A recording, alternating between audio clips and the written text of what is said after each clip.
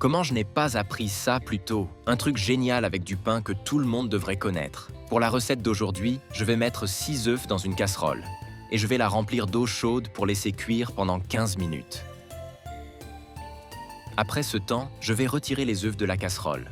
Sais-tu déjà comment la recette d'aujourd'hui va se terminer? Ensuite, je vais enlever la coquille et les transférer dans un bol. Ainsi, je vais tous les écraser très bien. Ajouter 2 cuillères à soupe de mayonnaise. Persil à goût, 1 cuillère à café de sel, 1 demi-cuillère à café de poivre noir pour bien tout mélanger. Et réserver pour utiliser plus tard. Maintenant, j'aurai besoin de 6 tranches de jambon et je vais utiliser un verre à vin pour les découper en forme de cercle.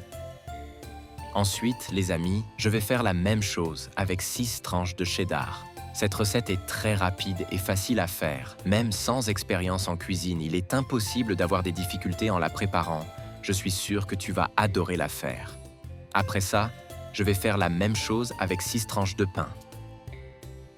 Et avant que j'oublie, dis-moi de quelle ville tu nous regardes pour que je t'envoie un câlin spécial.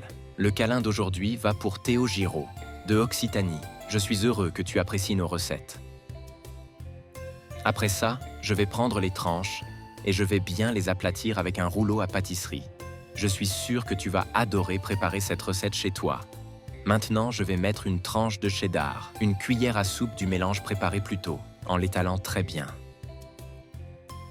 Puis, une tranche de jambon, et je vais fermer le tout avec une autre tranche de pain, comme ça, juste ici. Ainsi, je vais répéter ce processus avec les autres tranches de pain préparées.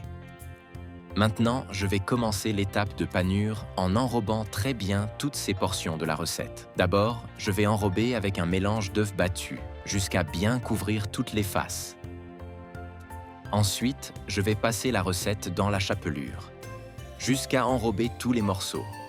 Et je vais répéter le processus jusqu'à couvrir toutes les portions de la recette. Ne reste pas seulement à en avoir envie. Fais-la aujourd'hui chez toi aussi et envoie-moi le résultat. Je vais adorer savoir que tu l'as faite et que tu as aimé aussi. Une fois prête, je vais mettre une couche d'huile dans une poêle. Quand ce sera assez chaud, je vais y mettre les portions préparées pour qu'elles cuisent, en les retournant à mi-cuisson pour bien dorer des deux côtés.